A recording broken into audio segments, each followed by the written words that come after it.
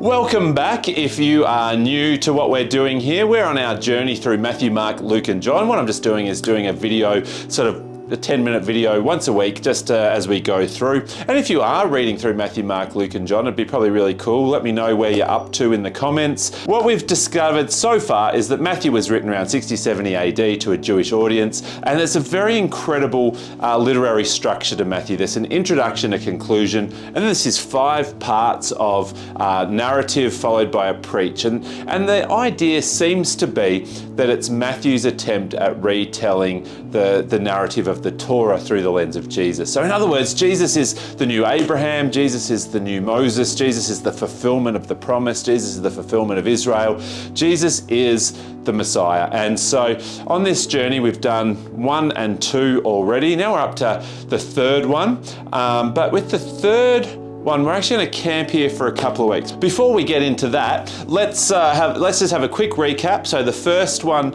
is probably the first narrative and preach is the most popular in the sense of we call it the Sermon on the Mount, which is all about Jesus inaugurating a new kingdom and what it looks like to live in that kingdom. And then we have the second narrative and the second preach, which was all about how do we discuss and how do we communicate the kingdom, and also the pros and cons, the negatives, the positives, the good, the bad, the ugly on what happens when we communicate the kingdom. And now we're up to the 3rd narrative, which is chapter 11 through 13. And so chapter 11 and 12 is the introduction, chapter 13 is the preach, and it is the kingdom parable. So we're going to spend, as I said before, we're going to spend some time on chapter 13 and just go through some of the parables and see what we can learn from them, see how we can find things out. And so the narrative is actually really quite simple. Chapter 11, 12 and 13 is all about people's response to the message of the kingdom. You could almost say that people's response to the message of Jesus. And so obviously there are 3 types of people. There are people who are like, yeah, Jesus is the Messiah. There are people like, is Jesus the Messiah? And then the 3rd group of people have, no, he's not the Messiah. And so we've got these stories and narratives about people's wrestling with that. And Jesus then, out of that, responds with preaching parables about what the kingdom of heaven is like. Now, a couple of things that we need to talk about, because Jesus does in chapter 13, is what is a parable? Why does Jesus tell a parable? And I think sometimes as Western listeners, we're like, oh, we love a story. It helps get the image happening in our head a bit better when there's a story. But actually the idea of the parable is not to make the message easier, it's actually to make the message harder. So the idea of a parable is that it would provoke, it would challenge, it would prod to you to do the journey and do the work in order to discover what the rabbi, what the teacher was trying to get across. In fact, the disciples go, why on earth are you talking in parables? Don't you know this makes it harder? And Jesus is like, yeah, that's the idea. The idea of the parable is, according to Jesus, that those who want to learn, those who want to listen, those who want to grow in the kingdom, they're the people who have ears to hear and eyes to see, and the people who don't want to anyway. So I'm just going to tell stories in a way that only the people who want to hear it will get it. And that can be quite challenging for us, you know, by my standards. If I was to preach and it never makes sense, although I don't know, maybe that's possible, maybe it never does make sense, but you'd be like, hey, you need to simplify it, make this make sense. But the whole purpose, he tells us, of the parable is that it's not clear to everybody, it's only clear to those who want to learn and be teachable. So let's make sure we are being people who are teachable and wanting to discover what Jesus has hidden in these stories. So the first parable is again a very, very popular one, which is what we would call the parable of the sower, which is probably more accurately the parable of the soils. So there's a couple of things that we need to know about this particular parable, but parables in general, that we as Greek learners, we like, what's his name, Aesop and his fables. What is the moral of the story? What is the purpose? What is the one thing you want us to get from this story? Well, the idea of a parable is not what is the moral of the story, but who are we in the story? So when we're looking at the parable of the sower, and then we'll find that there are 4 lots of soil, the question is, what soil are we? And so it starts off, it says there was a sower. And in rabbinical teachings, the sower is always God, and the seed is always his words, what he's speaking, what he's doing. And that's just a pattern all through rabbinical teaching. He says, now, he sows seed, number one, on the path, but the path is hard and firm, and so birds come and steal the seed. And some of the seed falls on the rocky soil, and it grows a little bit, but because of the rocks, it's quite shallow. And so even though it grows a little bit, when the sun comes out, it just shrivels and dies. The third soil is good soil, but there's thorns in there. And so the wheat grows, and as the wheat grows, the thorns come and grow around it and choke it out, and the wheat dies. And then the fourth soil is the good soil. Now, there's a couple of different ways we need to look at this parable. The first one is actually called, the rabbinical term is called the peshat, but which is basically, what is the obvious level, like what is the clear surface level interpretation of this? And I think there's an element, even if we didn't know the explanation, which Jesus tells us soon, which we'll look at, you can probably work some of it out. That obviously there are people that when God is speaking, when God is doing, when God is acting, there is people that are hard and won't listen, and the seed doesn't go in. There are people that are shallow, and as long as they don't get challenged, that's fine, but it's really just going to be, they're never going to go deep and grow big. And then there's the third with the thorns. There's stuff in people's lives that choke out the wheat.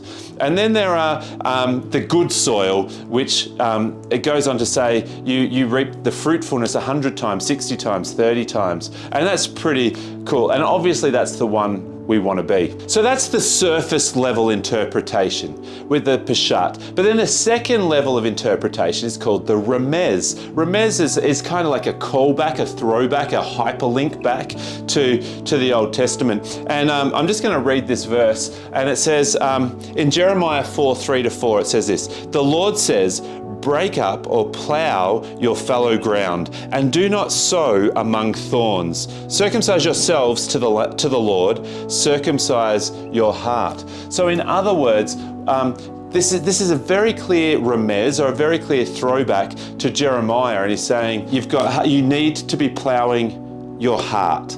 And the way you do that is by cutting off the things that are not bringing life, cutting off the things in your heart that are not bringing, Jesus, kingdom of heaven, life, light, and increase. And so I think this is really cool, because it tells us we've got this pattern of hard ground, semi-plowed ground, fully plowed but thorns, and then fully plowed. And so this is very clear call back to Jeremiah. And then each one has a remez, which we're not going to go into today. The other throwback, which I love as well, is found in Ezekiel, which says, "I'm going to give you a new heart. I'm going to transform your heart of stone into a heart of flesh." So we've got these throwbacks that Jesus is calling us to in this second level of interpretation of Scripture. So just to summarize, if we were just listening to Jesus like most people were, that's something we might come up with. You go, "Oh, I'm going to wrestle with this. I'm going to go to my five group, and we're going to chat this out." We go, "Okay, which one are we? When God speaks, do I have a hard heart that doesn't grow any fruitfulness, or am I just a bit shallow? Or do I have a well-plowed heart in the sense I'm teachable? There's just things in my life that need to be cut off, or do I have a good ground that the things of God are going to grow in my life and become fruitful?" And I think even just at a surface level, even with the remez in there, I think that is a really great outcome. But we are super blessed that the disciples are like us, and they didn't really get what Jesus is talking about. And they go, "Jesus, do you reckon you could explain it to us? We're not picking up what you're throwing down."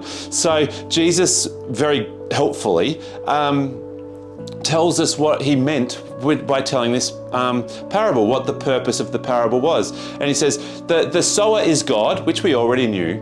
But the seed is not what God speaks or what God does. He says that what the seed is the kingdom of heaven. And that God is putting the kingdom of heaven in every heart. The soils are hearts. And some people have a hard heart. And when they hear the message of the kingdom of heaven, they don't get it. They can't get their head around it. It doesn't make sense. And so the enemy comes and takes the seed away before it can take root. The second group of people, because they're shallow, when they hear the kingdom of heaven, they love it at a surface level. but when it gets challenged, when the struggles of life come, they just can't, it just shrivels and dies. And then the third group of people who have a good heart, they've got a good heart, they've cut all they've circumcised their heart, they've cut off all the death, darkness and decrease at a heart level, but in a life level, they're still worried about the things of earth. They're still worried about the pleasures and the material things of life, and those two need to be cut off, because